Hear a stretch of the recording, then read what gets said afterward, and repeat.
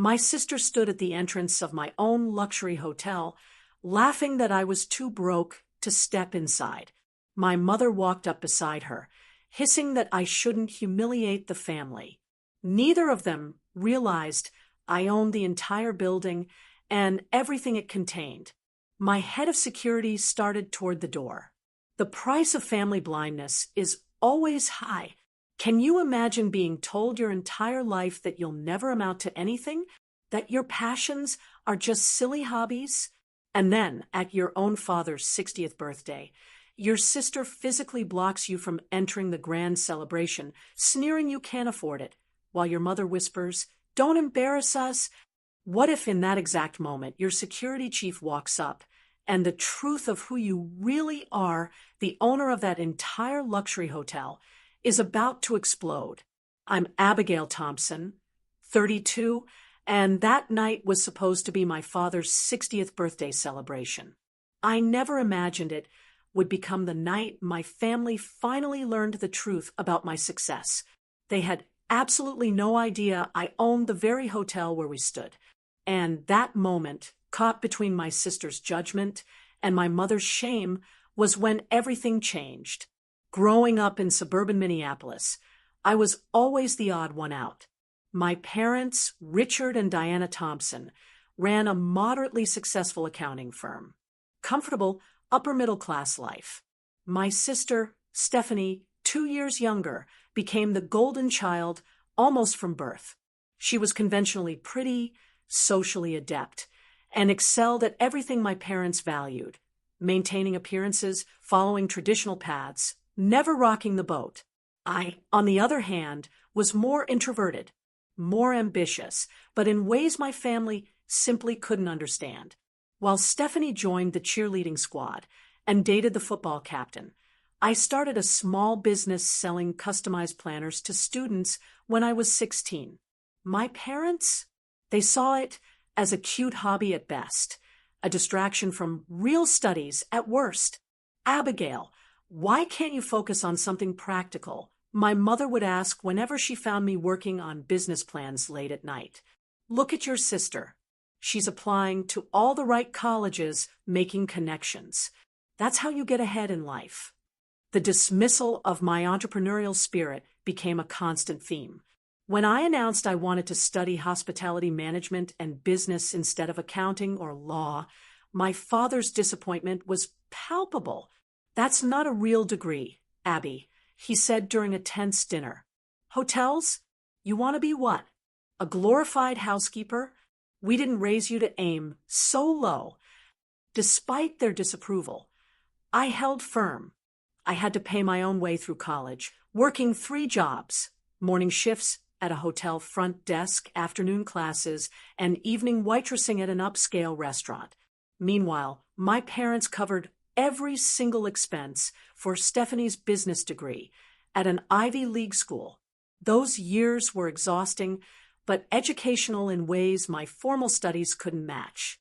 During my junior year, I met Rachel Winters, a hospitality management professor, who became my mentor. She recognized something in me that my family never did: raw determination and a natural talent for identifying overlooked opportunities in the luxury market. "You have an eye for potential, Abigail," Rachel told me after I presented a business case study that impressed her. "Most students see properties as they are. You see what they could become." With Rachel's guidance, I secured an internship at the Meridian Hotel Group during my senior year. While most interns fetched coffee and made copies, I spent every spare moment studying their business model, identifying inefficiencies, and quietly drafting improvement proposals that I never expected anyone to read. 3 months in, I accidentally left one of my analysis reports on the desk of James Harrison, the regional director. I'd meant to grab it before he returned from lunch, but he found it first. The next day, I was called into his office, certain I was about to be fired for overstepping. Instead, James offered me a junior management position upon graduation. "This analysis is better than what I get from consultants I pay thousands for," he said, tapping my report. We need people who think like you.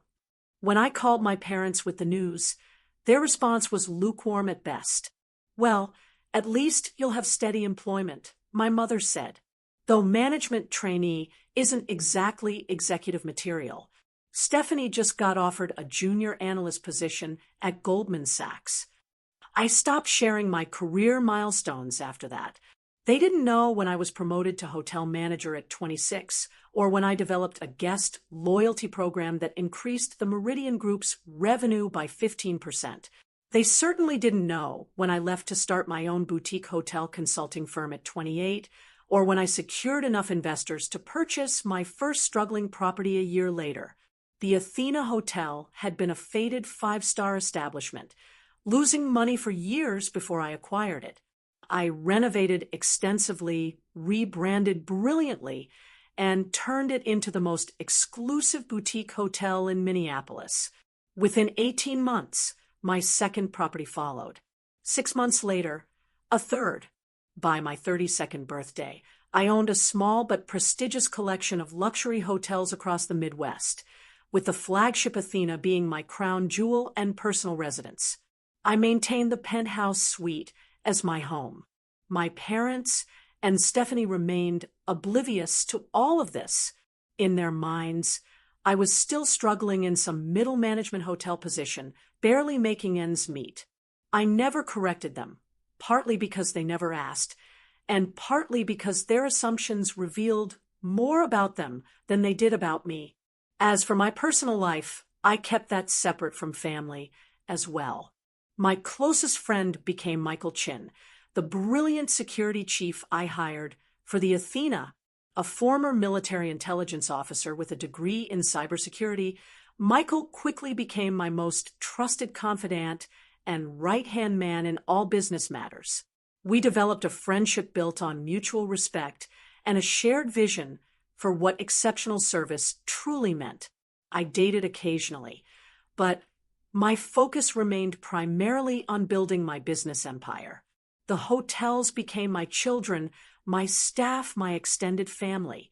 The irony wasn't lost on me that I'd created the very thing my biological family had failed to provide, a supportive environment where achievement was recognized and celebrated. This was the backdrop against which my father's 60th birthday approached. I hadn't been home for a family gathering in nearly 2 years, making excuses about work commitments that weren't entirely untrue. But this milestone seemed important enough to warrant an appearance. And perhaps, I thought, an opportunity to finally bridge the gap between the person my family thought I was and the woman I'd become. What I didn't anticipate was just how wide that gap had grown, or how spectacularly it would collapse on the night of my father's birthday celebration. 2 months before my father's 60th birthday, I received a group text from my mother. Planning surprise dinner for Dad's 60th, looking at Giovanni's or the Athena Hotel restaurant. Thoughts. I nearly dropped my phone. The Athena. My Athena was on her short list. For a moment, I considered telling them the truth right then, but something held me back. Perhaps it was years of conditioning, or maybe an unexpected opportunity for a more meaningful revelation. The Athena has a great reputation. I texted back casually. Their private dining room is supposed to be exceptional. It's very expensive, my mother replied. Probably out of our budget. And yours, obviously. That stung, but I was used to it. I could help with costs. I offered. We don't need charity. Abigail, your sister is doing very well at her firm and has offered to cover half. We'll figure out the rest. I bit back a sarcastic response, and instead suggested I could look into potential discounts through industry connections. My mother reluctantly agreed, which gave me the opening I needed. That afternoon, I called my general manager at the Athena, Jackson Porter. Jackson, my family is planning my father's birthday dinner at our restaurant next month. They have no idea I own the place. Seriously? Jackson laughed. That's either cosmic irony or fantastic timing. A bit of both. Here's what I need.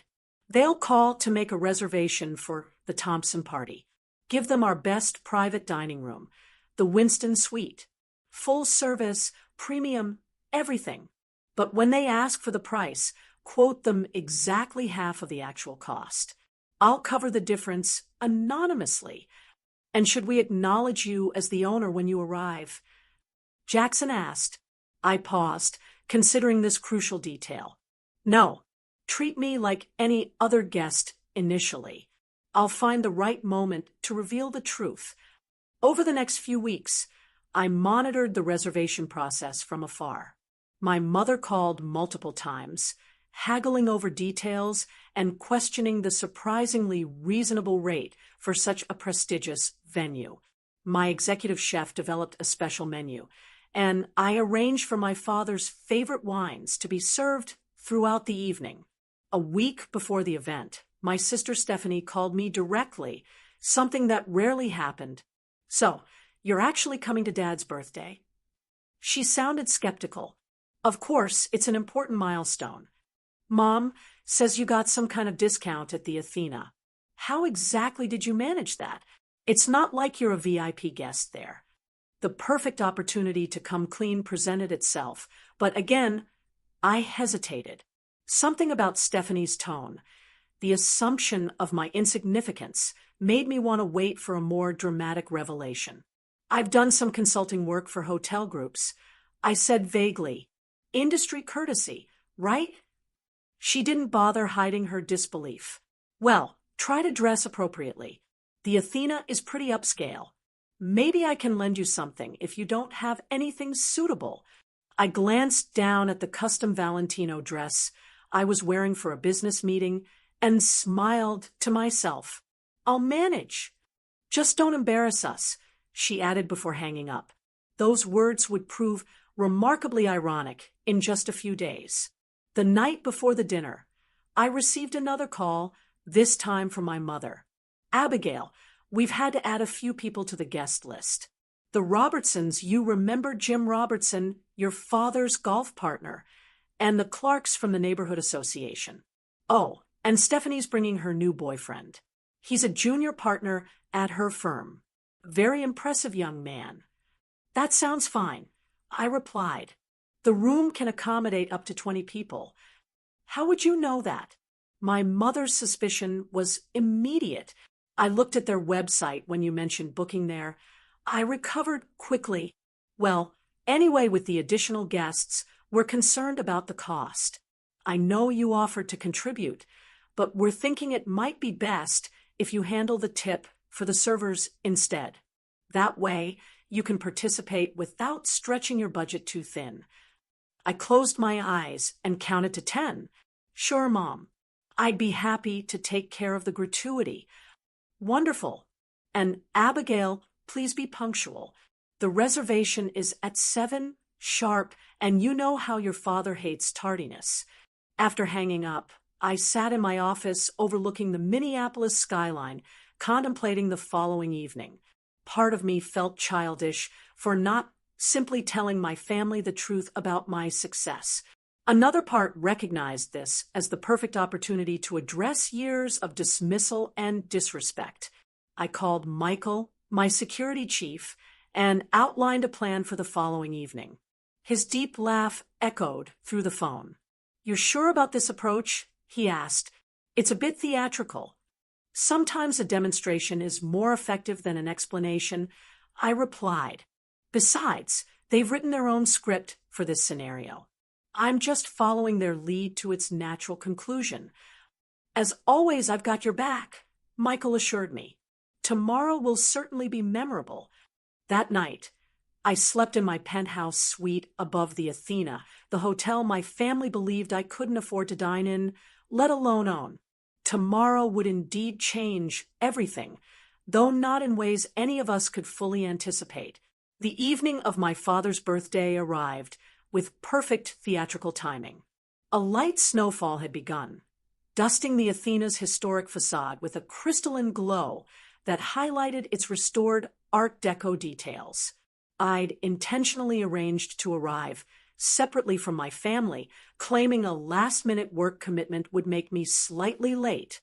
In reality, I wanted to observe their entrance from the hotel's security cameras. Dressed in a midnight blue designer gown, simple, elegant, but unmistakably expensive, I sat in my private office adjacent to the main kitchen, watching the monitors as my family arrived 40 minutes early. My mother, wearing what I recognized as her special occasion outfit, a 10-year-old St. John suit she reserved for country club events and weddings, immediately began inspecting everything from the marble floors to the floral arrangements. My father looked uncomfortable but impressed, straightening his tie repeatedly as he gazed up at the restored ceiling murals I'd commissioned from a renowned artist. Stephanie arrived moments later with her new boyfriend, Derek, both dressed like they were attending a gala rather than a family dinner.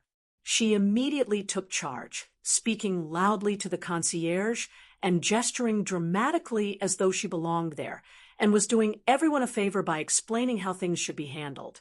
I watched as Jackson, my GM, personally greeted them and escorted them to the Winston suite, where champagne and appetizers awaited. My mother's surprise was evident, even on the small security screen, far more than the reasonable package she'd been quoted.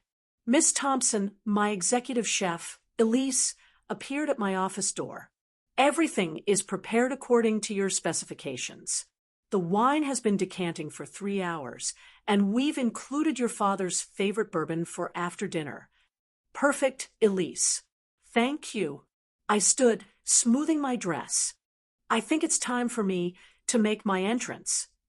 As planned, I texted Michael to take his position near the hotel's grand entrance. Then I left through my private elevator, exiting the hotel entirely and walking around to approach from the main entrance like any other guest. The timing needed to be precise. I arrived just as the remaining guests were checking in with the front desk. Standing slightly back from the group, I observed as the Robertsons and Clarks were directed toward the private dining room. Just as I prepared to follow them, Stephanie emerged from a hallway, presumably returning from the restroom. Her eyes landed on me, narrowing with immediate judgment. The smile that spread across her face wasn't friendly. It was the same condescending expression I'd seen countless times growing up. "Abigail, you actually showed up." She looked me up and down, her gaze lingering on my dress, shoes, and the simple but obviously real diamond earrings I wore. "Wow, you borrowed something nice." "Hello, Stephanie. You look lovely," I replied, refusing to engage with her implicit criticism. She frowned, perhaps disappointed I hadn't given her more ammunition. "Mom was worried you'd back out or show up looking like you just left work at wherever it is you're working these days. I'm exactly where I want to be career-wise," I said honestly. "Right." She glanced over my shoulder toward the entrance. Then her eyes widened. "Oh, you didn't. Please tell me you didn't bring a date to Dad's birthday. This is a family event, Abigail." I turned to see Michael entering, impeccable in his tailored suit. Before I could explain, he wasn't joining us. My mother appeared beside Stephanie. "Abigail, finally, we've been here for ages." She barely looked at me, her attention immediately shifting to Michael. "And who is this? We didn't arrange for extra seating." "This is," I began, but Michael smoothly interjected. "Good evening, Mrs. Thompson. I'm Michael Chin, head of security for the Athena Hotel. I just needed a brief word with Miss Thompson." My mother's expression shifted instantly from irritation to embarrassment. "Security? Abigail, what have you done now?" Before I could respond, Stephanie stepped directly in front of me, physically blocking my path toward the restaurant, as though preventing me from fleeing. "Is there a problem with her reservation?" Stephanie asked Michael, speaking about me as if I weren't present. "We can cover her portion if that's the issue." My mother moved closer, her voice dropping to that particular whisper that somehow carried perfectly despite its lowered volume. "Abigail, don't embarrass the family. If you're having financial problems again, you should have said something before coming to a place like this." The lobby had grown quiet with several guests and staff pausing to observe the unfolding drama. Jackson had appeared near the restaurant entrance, watching with barely concealed amusement. He caught my eye, raising an eyebrow in question. I gave him an almost imperceptible nod. "Actually," Michael said, his professional tone unwavering, "I wanted to inform Miss Thompson that her special requests for the evening have been arranged according to her specifications." "Special requests?" My mother looked confused. "What special requests?" Stephanie rolled her eyes. "Mom, she probably asked for the cheapest wine option or something. Can we please go back to the party? Derek is telling Dad about his new BMW."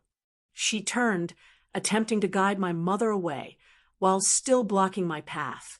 That's when Michael cleared his throat loudly. "Mrs. Thompson, Miss Stephanie, perhaps you're unaware that you're currently preventing the owner of this establishment from entering her own property." The silence that followed was absolute. My mother froze mid-step, while Stephanie slowly turned back toward me, her expression caught between disbelief and dawning horror. "Excuse me?"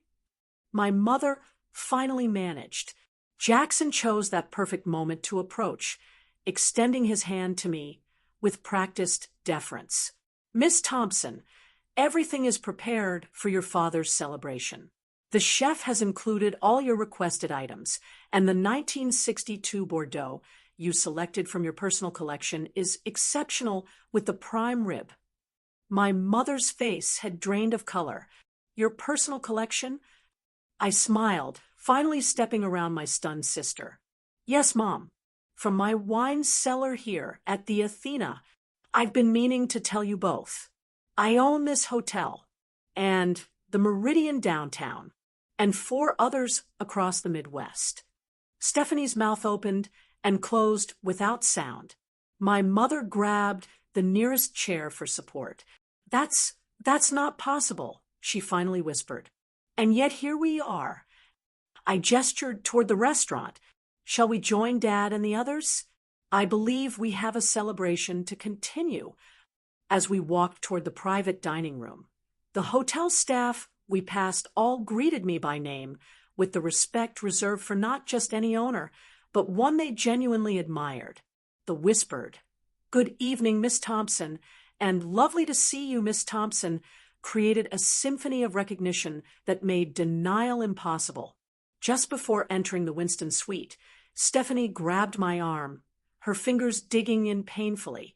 "Why didn't you tell us?" she hissed. Her earlier confidence completely evaporated. I looked at her hand until she released me, then straightened my sleeve before meeting her eyes. "You never asked," I said simply. "None of you ever asked." Then I pushed open the doors to greet my surprised father, whose expression shifted from confusion to astonishment as the staff welcomed me not as a guest, but as their boss. The evening had only just begun. The remainder of my father's birthday dinner unfolded like a surreal play, where half the cast had received an entirely different script. My father, initially shocked into silence by the staff's deference toward me, recovered more quickly than my mother or sister, his surprise gradually transforming into something resembling pride as the evening progressed. "So, this is why you've been so secretive about your work," he said during a quiet moment when we found ourselves alone near the dessert table. "You own this entire place, this one and several others." "Yes," I confirmed, watching his eyes widen further. "Why keep it from us?" There was genuine confusion in his voice, without the defensive edge my mother and sister had displayed. I considered my answer carefully. At first, it was because I wasn't sure I'd succeed. Then when I did, it became clear that you all had a fixed idea of who I was and what I was capable of. After a while, it just seemed easier to let you believe what you wanted to believe. He nodded slowly, looking troubled. "I suppose we haven't given you much reason to share your successes." It was the closest thing to an acknowledgement of their dismissive treatment I'd ever received from any family member. Before I could respond, my mother approached, her social mask firmly back in place after her initial shock. Abigail, the Clarks are asking about the historical photographs in the hallway. Since you apparently know everything about this place, perhaps you could enlighten them. Her tone was brittle, her smile fixed. As I excused myself to speak with the guests, I overheard my father asking her, "Did you have any idea about this?" "Of course not," she replied curtly. "She's deliberately kept us in the dark to create this spectacle." The remainder of the evening continued in this vein, my mother maintaining a rigid pleasantness while shooting me looks that fluctuated between disbelief and betrayal. Stephanie oscillating between awkward attempts to align herself with my newfound status and sullen withdrawal.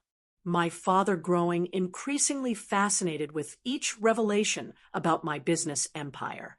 By the time the dessert, a custom-created bourbon caramel cake for my father, was served, the party had effectively split into two factions, those who found my success intriguing and those who found it threatening. The Robertsons and Clarks peppered me with questions about the hotel business, while my mother and Stephanie sat in strange silence, Derek looking uncomfortably between them. When the celebration finally concluded around midnight, I instructed Jackson to ensure all guests received luxury gift baskets and transportation home. My father embraced me warmly, whispering, "I'm proud of you, Abby," before being ushered away by my tight-lipped mother. Stephanie lingered, clearly struggling with what to say. Finally, she managed, "So all those times we thought you couldn't afford to join vacations or contribute to family gifts, I was building this." I finished for her, gesturing to the elegant surroundings. And I did send gifts, substantial ones.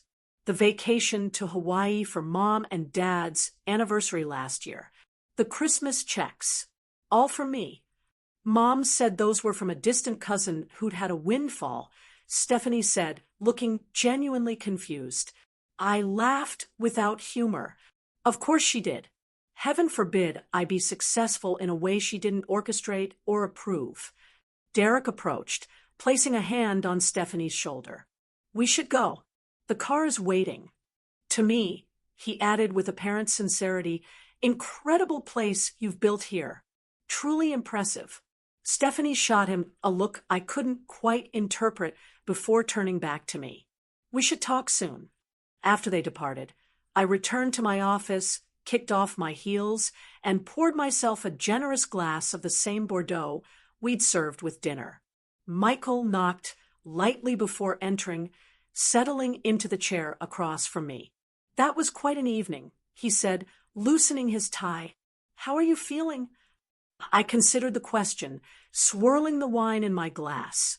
Relieved, vindicate, exhausted, sad. I took a sip. All of the above. "Your father seemed to come around."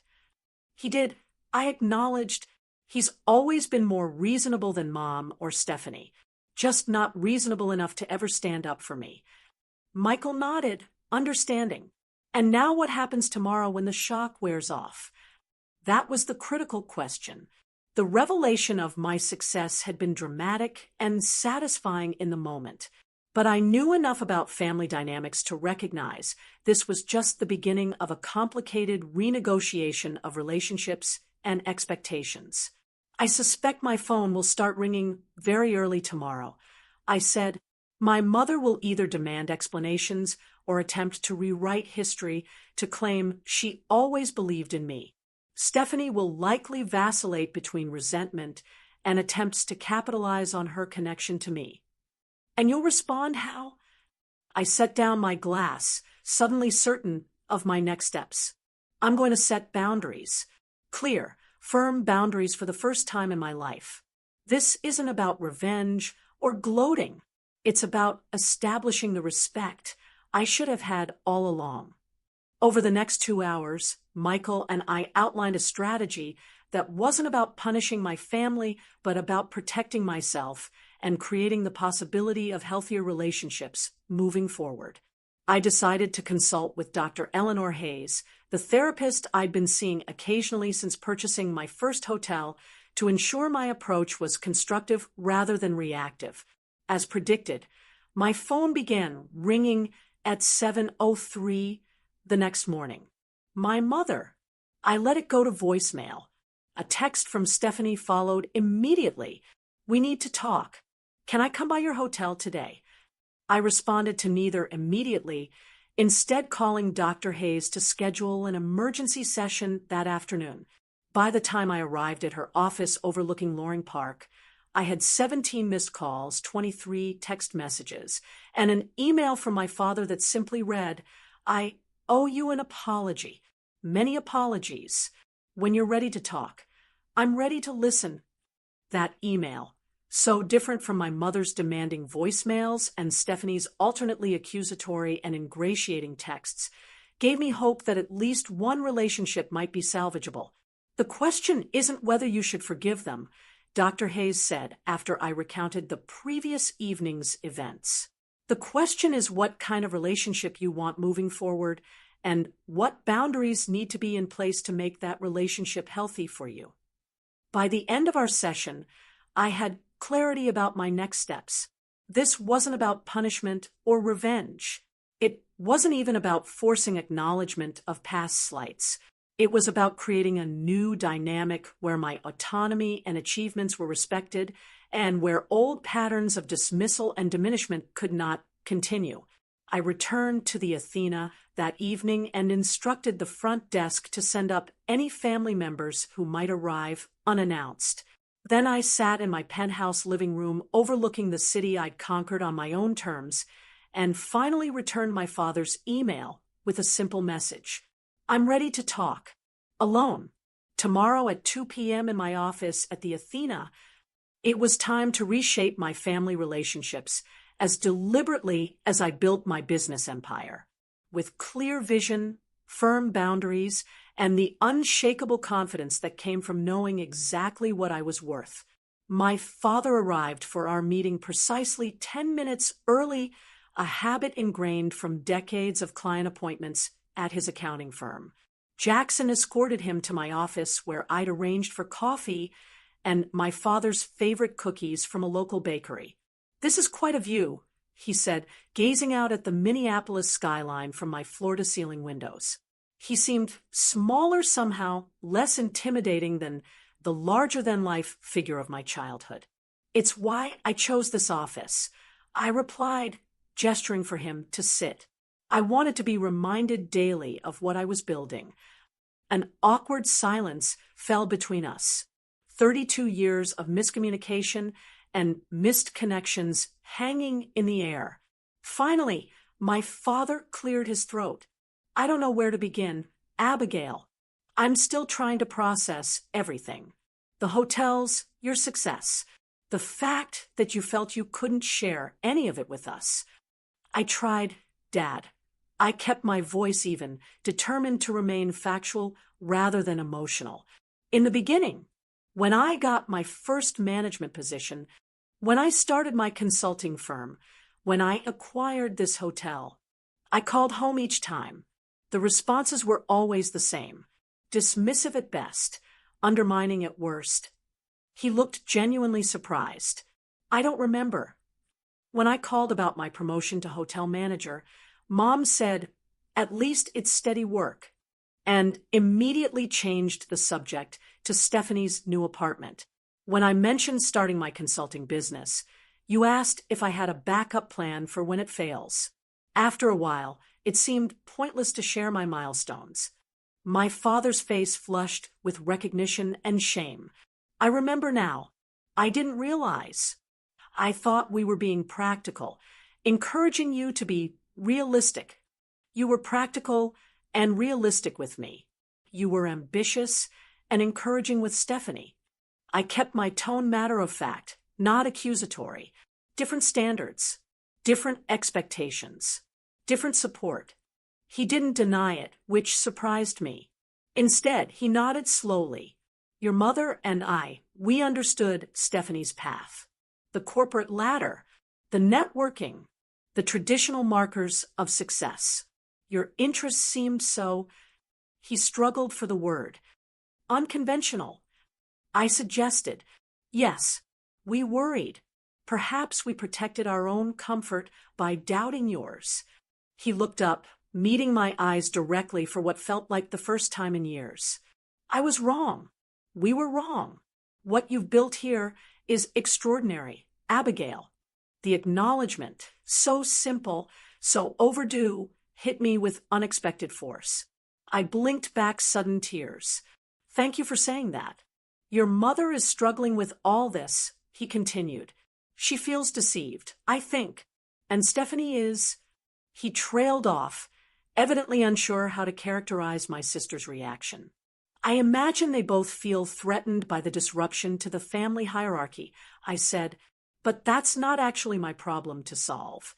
My father nodded slowly. What happens now? I outlined the boundaries I'd established with Dr. Hayes's guidance. I would maintain relationships with my family members individually rather than as a unit. I would not attend gatherings where my achievements or lifestyle would be minimized or mocked. I would be honest about my success moving forward, but would not tolerate attempts to leverage my resources without respect for my autonomy. That seems reasonable, my father said, when I finished. More than reasonable given everything. I've also scheduled meetings with my attorney tomorrow to remove the anonymity from several gifts I've given the family over the years. The Hawaiian vacation, the Christmas checks, the contributions to your retirement fund. His eyes widened at this last revelation. The extra investment returns from the past 3 years. That was you. Yes, I've been supplementing your retirement account since I sold my second hotel. I wanted you and Mom to be comfortable, but I knew she wouldn't accept direct help from me. My father looked stunned, then deeply ashamed. All this time, we've been treating you like the family underachiever, and you've been quietly supporting us. I didn't do it for gratitude or recognition. I clarified. I did it because I could, and because despite everything, you're my family. But moving forward, I want transparency. No more anonymous gifts. No more pretending to be less successful than I am. He agreed, and our conversation shifted to his birthday celebration. He genuinely enjoyed it once the initial shock wore off. He admitted, particularly seeing the respect my staff clearly had for me. Your mother kept saying you must have tricked us somehow, that it couldn't possibly be your hotel. He shook his head. I told her she needed to accept the reality in front of her. That didn't go over well. After he left, promising to process everything we discussed, I spent the afternoon in back-to-back meetings with my attorney, financial advisor, and therapist, solidifying my plan for restructuring family relationships. Sarah Jenkins, my attorney, helped me draft formal letters documenting past financial gifts and establishing clear parameters for any future family financial interactions. My financial advisor, Marcus Williams, reviewed my portfolio to ensure my family-related financial decisions wouldn't impact my business operations. Dr. Hayes helped me prepare psychologically for the conversations ahead, particularly with my mother, who would likely be the most resistant to the new dynamic. By the end of the day, Operation Family Reset, as Michael jokingly called it, was fully developed. I felt prepared, centered, and for the first time when dealing with family matters, fully in control of my own narrative. I instructed Jackson to inform the front desk that my mother and sister were to be admitted if they arrived, but not given any information about my whereabouts or schedule. Sure enough, my mother appeared unannounced the following morning, clearly expecting to be immediately ushered into my presence. Mrs. Thompson, Jackson greeted her with perfect professional courtesy. "Do you have an appointment with Miss Thompson today?" Her indignation was visible even on the security monitor I was watching from my office. "I don't need an appointment. I'm her mother." "I understand, but Miss Thompson is currently in meetings. I'd be happy to check her availability later today or schedule something for tomorrow." The boundary, so simple, so standard for anyone else, was clearly shocking to her. After several minutes of increasingly agitated protest, she finally left, but not before informing Jackson that she would deal with Abigail directly about this ridiculous situation. She called immediately upon leaving the hotel.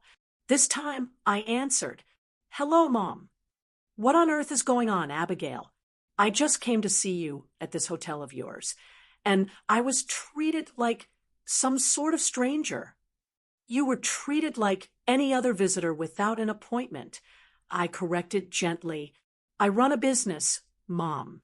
I have meetings, responsibilities, schedules. I'm your mother. I shouldn't need an appointment to see my own daughter. Would you drop by Stephanie's law firm and expect to be immediately shown to her office?" The silence on the other end told me the point had registered. "This is different," she finally said, but with less conviction. "It's really not. My business, my career, my professional standing, they all deserve the same respect you've always given Stephanie's." Another pause. "We need to discuss what happened at your father's birthday.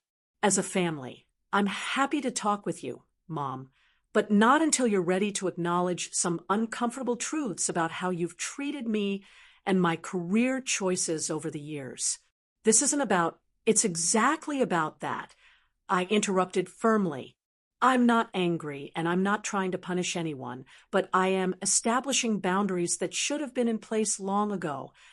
By the end of our conversation, we'd agreed to meet the following week with Dr. Hayes present as a mediator.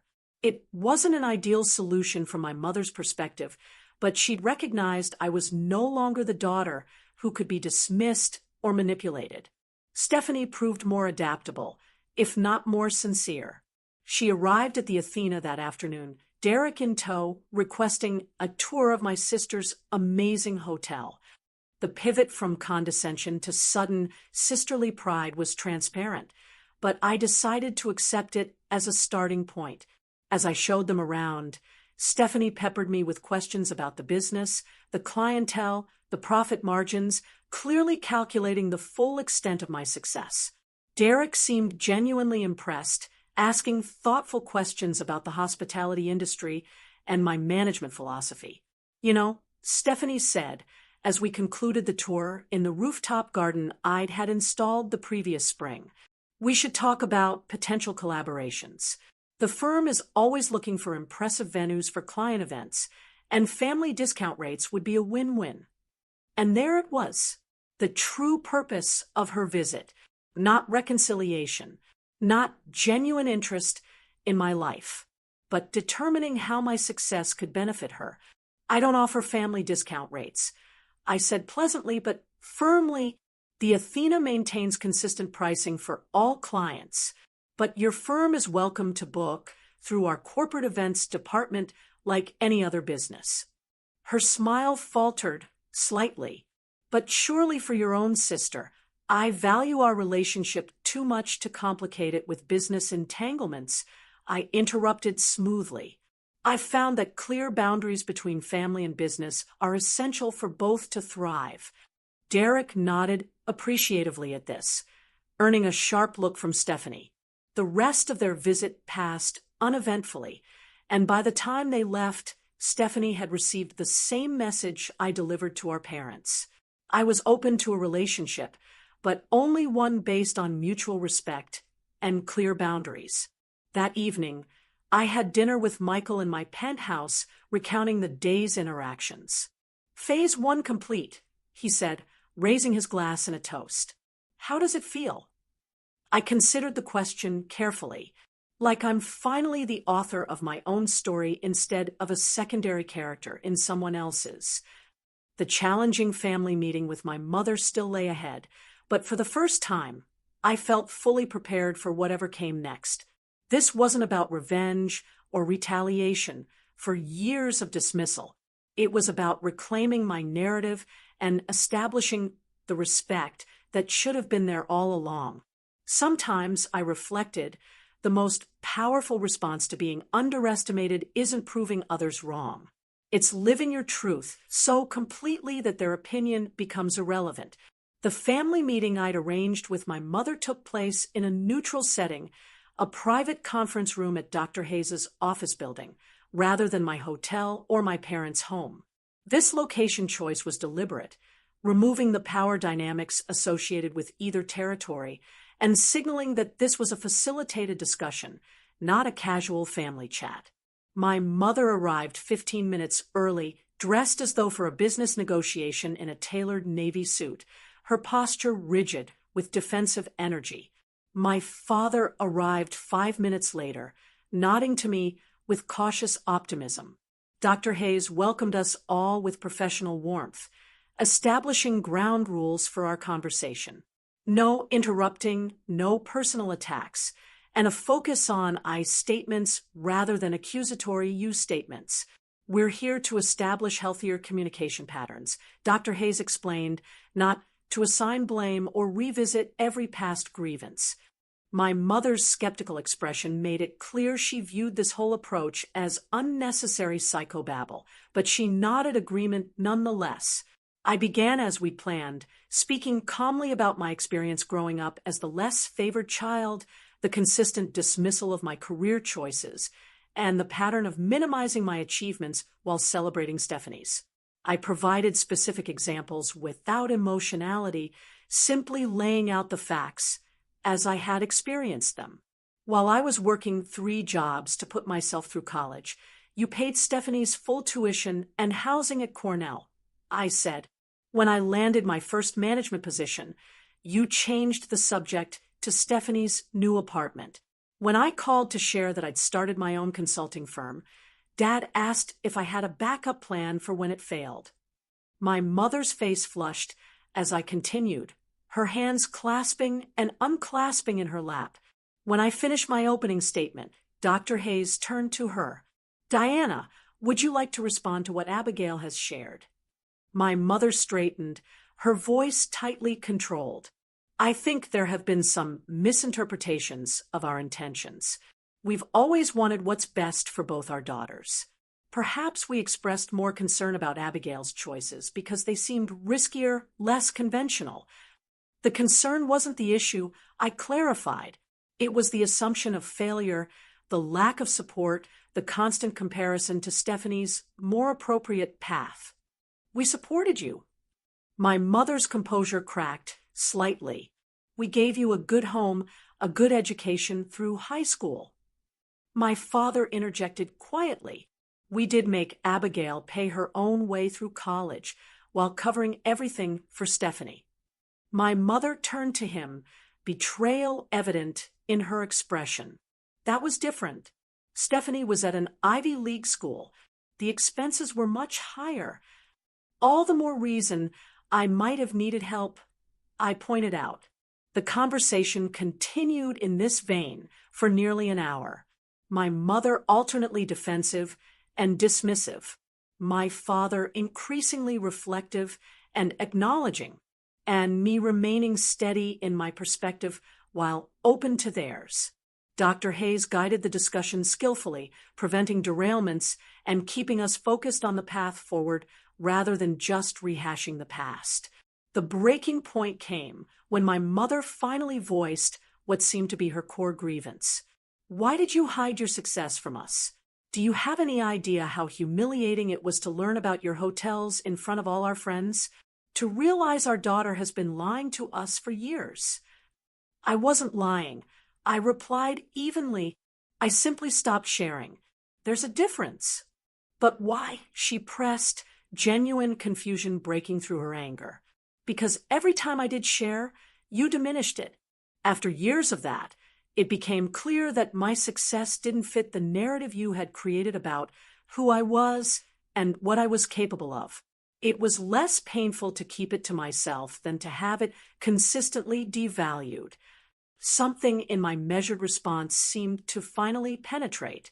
My mother fell silent, her gaze dropping to her hands. I never thought of it that way, she said finally, her voice uncharacteristically small. I always saw myself as the practical one, the realist keeping everyone's feet on the ground. For Stephanie, you were her cheerleader. For me, you were the voice of caution and doubt. I said gently. Both daughters needed both responses at different times. My father reached for my mother's hand, squeezing it gently. She's right, Diana. We've treated them differently from the beginning. We've expected Abigail to fail and Stephanie to succeed, and both have fulfilled our expectations. Stephanie by following our approved path, and Abigail by succeeding despite our lack of faith in her. The admission, so simple, so profound, hung in the air between us. My mother's eyes filled with tears, something I'd rarely witnessed in my life. I don't know how to fix this, she admitted. It starts with acknowledgement, Dr. Hayes offered, which you've begun today, and it continues with new patterns of interaction moving forward. We spent the next hour outlining these new patterns. My parents would respect my professional boundaries, acknowledge my achievements without qualification, and cease comparing my path to Stephanie's. I would maintain honesty about my life and success rather than withdrawal. We would build a relationship based on who we actually were, rather than outdated family roles and expectations. And Stephanie, my mother asked eventually. She's struggling with all this too. My relationship with Stephanie is separate. I explained. We'll need to find our own path forward. As the session concluded, Dr. Hayes suggested we take a week to process everything before our next meeting. My father hugged me warmly as we prepared to leave. My mother, after a moment's hesitation, approached more cautiously. "Your hotel is beautiful," she said, the compliment clearly difficult for her. "I'd like to understand more about what you've built, if you're willing to share." It was a small step, but a significant one. "I'd like that," I replied. 3 days later, Stephanie requested a meeting alone, without Derek or our parents. We met at a small cafe equidistant between her law firm and the Athena neutral territory for a conversation that proved more challenging than the one with our parents. "I don't understand why you're doing this," she began without preamble. "Creating all this family drama, making Mom and Dad feel terrible.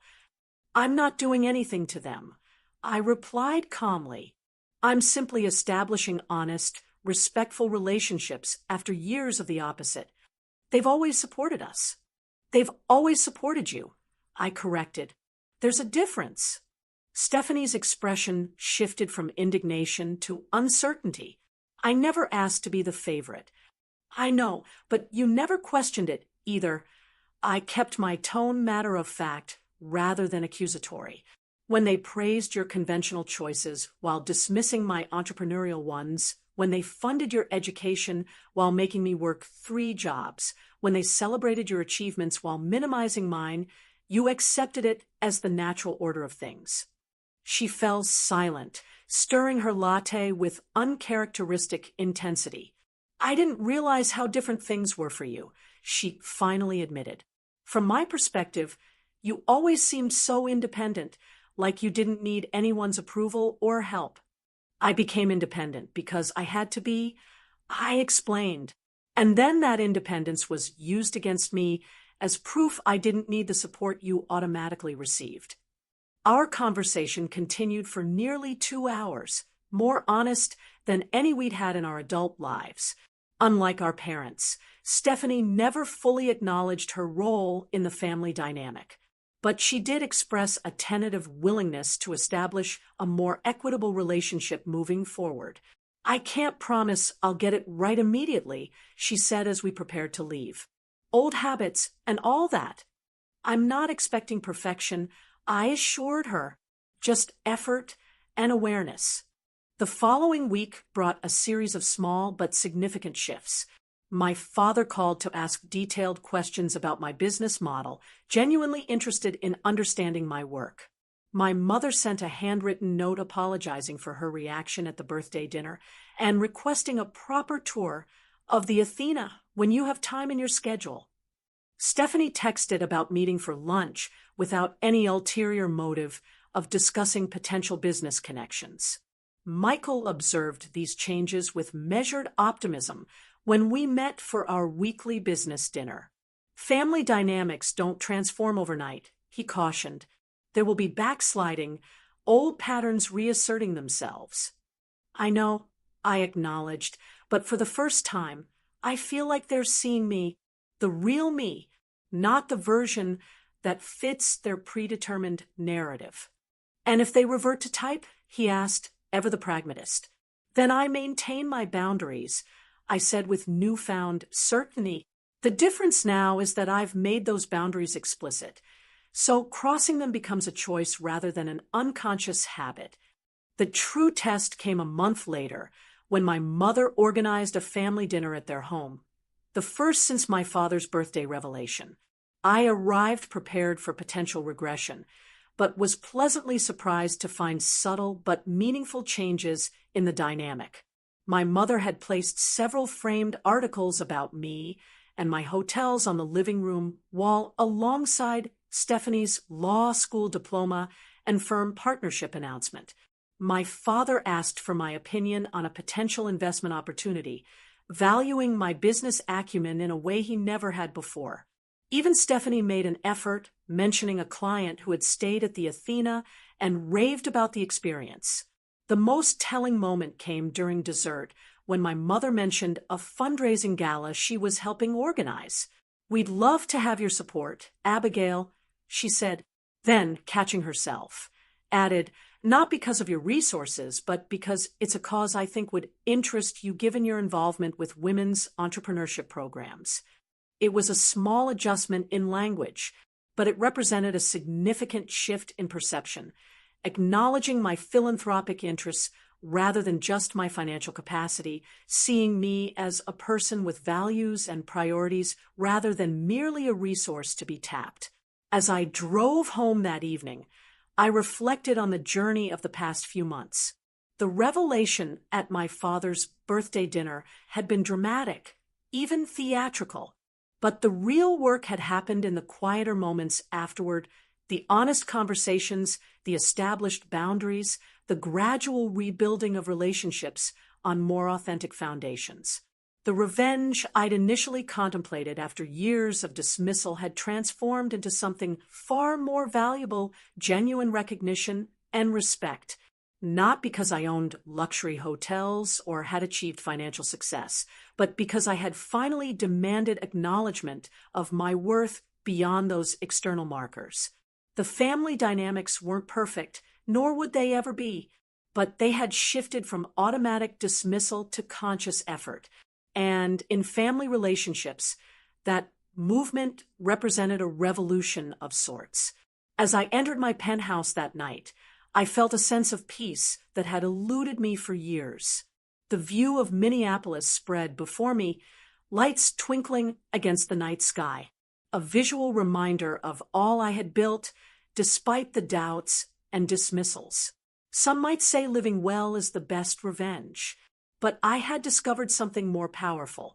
Living authentically is the best resolution. 6 months after the revelations at my father's birthday dinner, I stood on the balcony of my penthouse suite, watching the sun set over Minneapolis. The city glowed golden in the fading light, a beautiful backdrop for reflecting on how dramatically my family relationships had transformed since that pivotal night.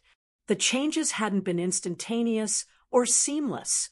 There had been setbacks, moments when my mother slipped into old patterns of comparison, when Stephanie's competitive nature resurfaced, when the ingrained dynamics of our family threatened to reassert themselves. But the difference now was that these instances were recognized, addressed, and corrected rather than accepted as inevitable. My relationship with my father had improved the most significantly. Free from my mother's stronger personality, he had begun visiting the Athena regularly, genuinely curious about my business operations. He'd even started offering accounting advice when requested, not with the patronizing tone of the past, but with professional respect for a fellow business owner. "I never gave you enough credit," he admitted during one of our monthly lunch meetings.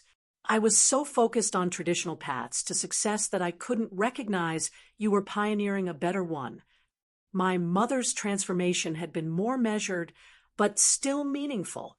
She no longer dismissed my career or compared me unfavorably to Stephanie, though I sometimes caught her struggling to fully comprehend the scope of what I'd built. The critical difference was her willingness to try, to ask questions, to acknowledge her limited understanding, to visit my properties with genuine interest rather than skepticism. "I've been recommending the Athena to everyone at the country club," she told me proudly during a recent phone call. Cynthia Blackwell was positively envious when I mentioned my daughter owns it. There was still an element of vicarious pride in her support, but I'd come to accept that perfect understanding might be beyond our reach. The improvement from dismissal to imperfect support represented significant progress. Stephanie and I had established a more honest, if sometimes awkward, relationship.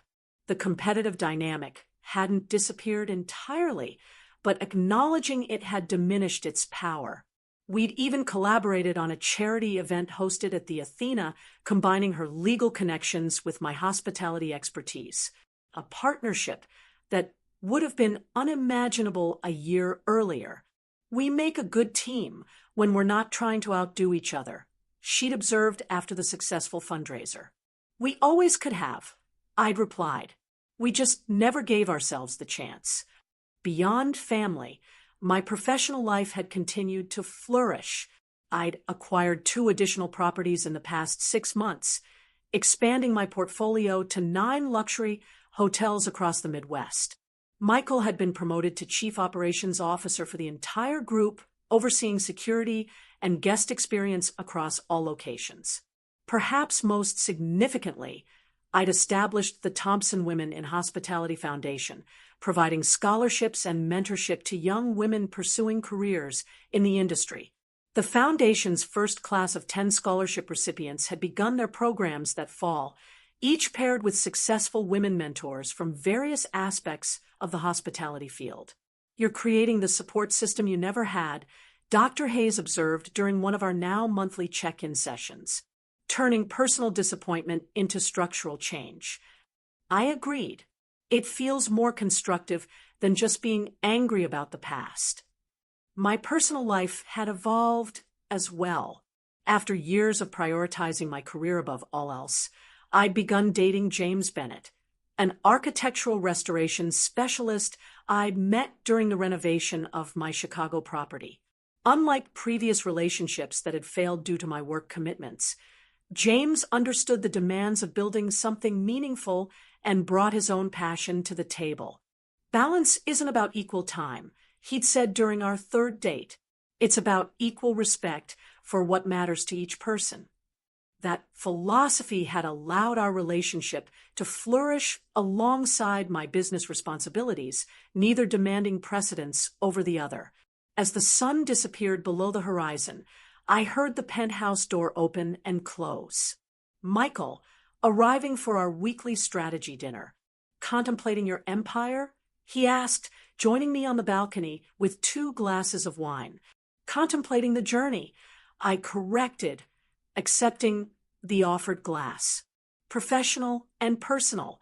Any regrets about how it all unfolded? The dramatic revelation rather than a quieter approach?" I considered this question carefully. I think the drama was necessary. My family had spent decades comfortably dismissing me. Comfort needed to be disrupted before real change could begin. Michael nodded. "Speaking of family, your mother called the front desk today. She actually made an appointment to see you next week rather than demanding immediate access." I laughed.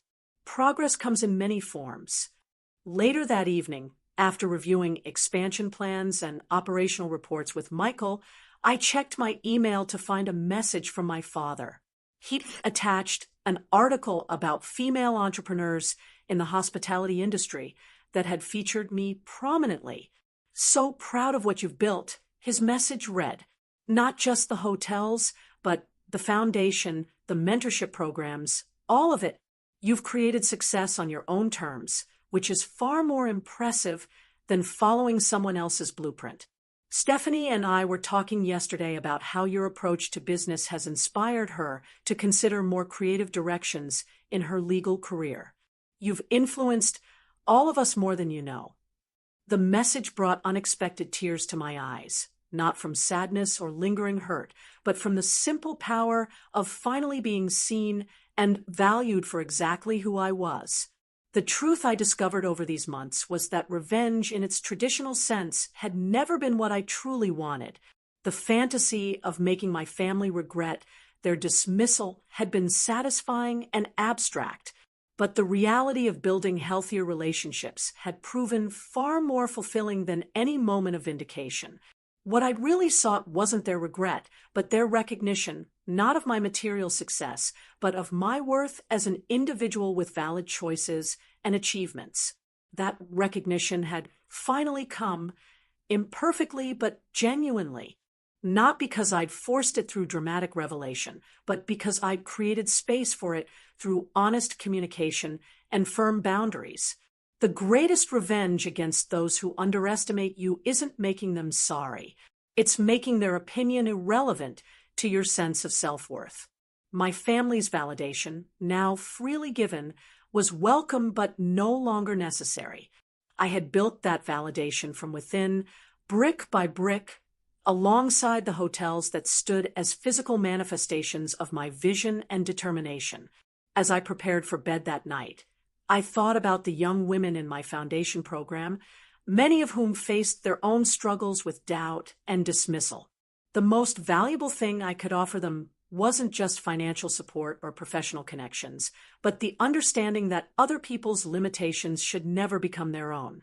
Have you ever been underestimated by the people who should have believed in you most? How did you respond? With anger, withdrawal, or determination to prove them wrong? Drop a comment below with your experience. And don't forget to like, subscribe, and share this video if my story resonated with you. Sometimes the most powerful lessons come from our most painful experiences, and I'm grateful to each of you for allowing me to share mine. Until next time, remember that true success isn't measured by others' recognition, but by the life you build on your own terms.